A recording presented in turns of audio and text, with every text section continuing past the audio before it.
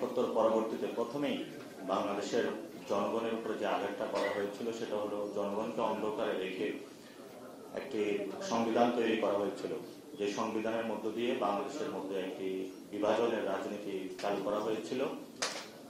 আমরা সেই বিভাজনের রাজনীতি থেকে বাংলাদেশে গত 53 বছরে যে সংকট সৃষ্টি হয়েছিল, সংকটের একটি পর্যায়ে এসে 24-এর গণ অভ্যুত্থানে আমাদের অসংখ্য ভাই বোন শহীদ হয়েছে, আহত হয়ে এখন হসপিটালে মৃত্যুর সাথে পাঞ্জা লড়ছে। আমরা মনে করি যে এটা সেই 71 পরে 72-এ যে 75 পর্যন্ত যে অজানা অধ্যায়গুলো রয়ে গিয়েছে জনগণের সামনে, বিভিন্ন জায়গায় পিএইচডি হোল্ডার, রিসার্চার তারা এগুলো নিয়ে কাজ করছেন এবং ভবিষ্যতে বাংলাদেশের মানুষের সামনে এই বিষয়গুলো ডে বাই ডে উঠে আসতেছে। কি প্রসেসের মধ্যে গিয়ে বাংলাদেশ একটি যুদ্ধ বিধ্বস্ত দেশে পুনর্গঠন হয়েছিল, কি ক্রাইসিসের মধ্যে দিয়ে গিয়েছিল, পলিটিক্যাল যারা লিডারশিপ ছিলেন তারা আমাদেরকে কোন জায়গায় বা অবস্থানে রেখে গিয়েছিলেন, ফরেন ইন্টারভেনশন গুলো কতটুকু আমাদের উপরে সক্রিয় হয়েছিল। তা আমরা যখন 24 পরবর্তী এই সময়ে এসে যারা আমাদের জনগণ রয়েছেন তারা আমরা ঐক্যবদ্ধ হচ্ছি নতুন একটি বাংলাদেশের স্বপ্ন দেখে। সেই স্বপ্ন যাত্রায় আমরা সবাইকে ঐক্যবদ্ধ করছি এবং ঐক্যবদ্ধ জায়গা থেকে একটা মানুষের নলেজ ডেভেলপমেন্ট অনেক ইম্পর্টেন্ট। আমাদের বর্তমানে যে পলিটিক্যাল দলগুলোর যে সংস্কৃতি রয়েছে সেই সংস্কৃতির জায়গা থেকে আমরা না জেনে অনেক কথা বলে থাকি। ইতিহাসের যে ফ্যাক্ট বেসিস ওই কথাগুলো না বলে জনগণকে বিভ্রান্ত করার জন্য পলিটিক্যাল রেটরিক বাজারে ছাড়া হয়, যেটার মধ্য দিয়ে আরো বিষয়গুলো আরো ওরজেন হয় বা খুব ক্ষতিকর ভাবে সমাজে ওগুলো ছড়িয়ে পড়ে এবং ফলশ্রুতিতে হলো বিভিন্ন থানা লেভেল, জেলা লেভেল হলো মারামারি ছড়িয়ে পড়ে।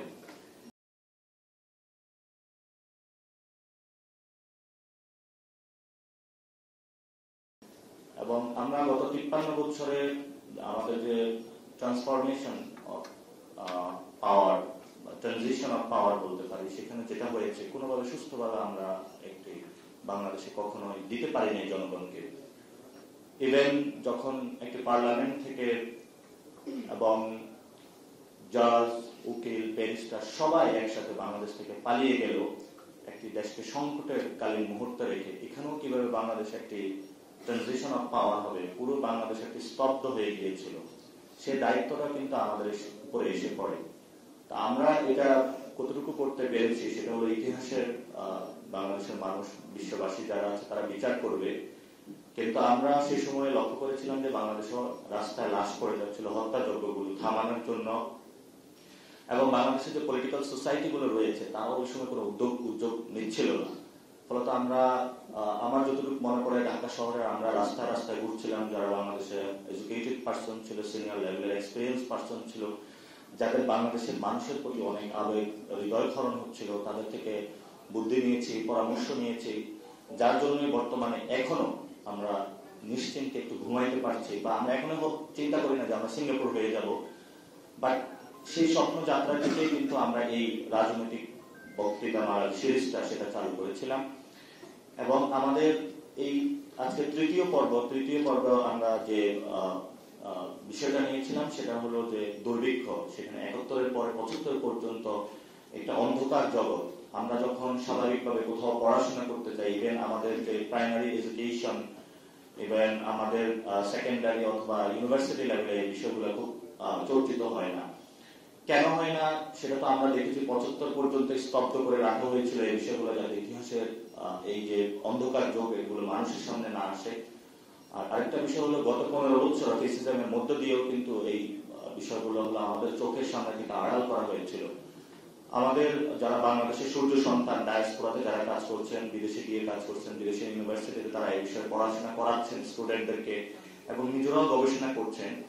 একটি বিষয় হলো আমাদের বাংলাদেশের কোনো বিষয় যদি ঘটে থাকে যেটা আমাদের জন্য মর্যাদার জায়গা থেকে খুব ভালো কিছু না, সেই বিষয়টা আসলে লুকানোর কোনো কিছু নাই। সেটা যদি জনগণের সামনে আসে, মানুষজন জানে, আমাদের হয়তো কোনো সূর্য সন্তান যারা রয়েছে তারা উদ্যোগী হবে যে কেন এই বিষয়টা ঘটেছে, ভবিষ্যতে যাতে এই বিষয়টা না ঘটে আমরা সেখানে রিসার্চ ডেভেলপমেন্টের মধ্য দিয়ে একটা জায়গায় যেতে পারবো যাতে ভবিষ্যৎ বাংলাদেশকে আমরা রক্ষা করতে পারি। আমাদের সামনে এখনো চীনের আফিম যুদ্ধ নিয়ে আলোচনা হচ্ছে, চীনে যে কালচারাল রেভলিউশন হয়েছিল সেখানে যে একটি খাদ্য সংকট হয়েছিল, ভিয়েতনামে খাদ্য সংকট হয়েছিল, কিউবাতে মানুষ স্টারভেশনে চলে গিয়েছিল, অনেক দেশে, এখন ইউক্রেনে হচ্ছে, আফগানিস্তানে হয়েছিল যে একটি রুটির উপরে বেঁচেছিল, আর রিসেন্ট তো আমাদের গাজায় হচ্ছে, আফ্রিকান কান্ট্রি গুলোতে হচ্ছে, ইথিওপিয়া এখানে কথাটা এসেছে, আর অনেকগুলো রাষ্ট্রে, সুদানের যে যুদ্ধটা হয়েছিল সেখানে। আমাদের কিন্তু বর্তমানে আমাদের জিওপলিটিক্যাল জায়গায় আমরা যে অবস্থান করছি এবং আমরা যে রাজনৈতিক পরিমণ্ডলে অবস্থান করছি, আমাদের সামনে কিন্তু ডে বাই ডে অনেকগুলো সংকট আসবে। এই সংকটগুলো থেকে উত্তরণের জন্য এইসব পেপার বা বই কিন্তু আমাদের একটা পাথেয় হিসাবে কাজ করবে। আমরা এগুলো থেকে শিক্ষা নিতে পারবো কিভাবে ইন্টারন্যাশনাল অর্গানাইজেশন এবং দেশীয় যারা লোকালাইজেশনের মধ্য দিয়ে গিয়ে একটা সুস্থ জায়গায় আমরা পৌঁছতে পারি। তো আমরা চাই না যে আমাদের ভবিষ্যতের প্রজন্ম যারা রয়েছে তাদের কাছে ইতিহাসের কোন অধ্যায় অন্ধকারে থাকুক। আমরা সেই অন্ধকার অধ্যায়গুলো জনগণের সামনে খুলে দিল, এবং যারা এই ধরনের রিসার্চার রয়েছেন আমরা জনগণের সম্মুখে তাদেরকে নিয়ে আসবো, এবং আপনারাও ওনাদের থেকে এই বিষয়গুলো এডুকেটেড হবেন। হওয়ার মধ্য দিয়ে প্রান্তিক লেভেলের যারা মার্জিনালাইজ পিপল, তাদেরকে যে ভাষাতে নিয়ে যেতে হবে, তারা যেভাবে বুঝে ওই ভাষাতে তাদের কাছে নিয়ে যেতে হবে। মনে করেন আপনিও একটা ভোট দিচ্ছেন, আর মার্জিনালাইজ পিপল কিন্তু উনি আপনার সমান, ওনার ভোটের একই কিন্তু দাম। তো ফলত উনি যখন ভোটটা দিবে, আর এই গণ অভ্যুত্থানে আপনারা দেখেছিলেন যে অ্যানথ্রোপোলজিস্টরা রিসার্চ করতেছেন যে কারা বেশি শহীদ হয়েছিল, যে স্টুডেন্টরা, তাদের ফ্যামিলি গুলা কেমন ছিল, একদম প্রান্তিক লেভেলের তাদের ফ্যামিলি, এবং বেশ যে খুব বড় লোক এরকম না, রিক্সাওয়ালা, শ্রমিক, তারা কিন্তু আন্দোলনে শহীদ হয়েছিল এবং বুকে রক্তটা দিয়েছিল। তারা এক ধরনের ভাষা কিন্তু তাদের কাছে আবেদন ক্রিয়েট করতে পেরেছিলাম আমরা, এবং এই অধ্যায়গুলো কিন্তু তাদের কাছে আমাদের ক্রিয়েট করতে হবে। আমাদের সামনে বলা হয়ে থাকে যে বাংলাদেশে নাকি খাদ্য সংকট আসবে কিনা সেটা তো আমরা ভবিষ্যতে দেখবো, কিন্তু ওয়ার্ল্ড যে ক্রাইসিস হচ্ছে ফুড স্টারভেশনের একটা ক্রাইসিসের মধ্যে, বা ফুড সেফটি যে বিশ্ব খাদ্য সংস্থাগুলো এগুলো কাজ করছে, বাংলাদেশেও যে খাদ্য সংস্থাগুলো রয়েছে তারাও কাজ করছে। প্রতিনিয়ত আমরা যে ক্রাইসিস গুলোর মধ্যে দিয়ে যাচ্ছি, সেই ক্রাইসিস গুলো থেকে ভবিষ্যতে কিভাবে আমরা আমাদের জন্য রক্ষা করতে পারি সেটার জন্য এই উদ্যোগ। আমাদের এই বক্তব্যমালা বিভিন্ন সময় চলবে। আমরা আরো ছোট আকারে ফোকাস গ্রুপ আকারে আলোচনা করব, বড় আকারে আলোচনা করব, পেপার রেডি করব, আপনারা গ্রামে গঞ্জে এগুলো ছড়িয়ে দিতে হবে।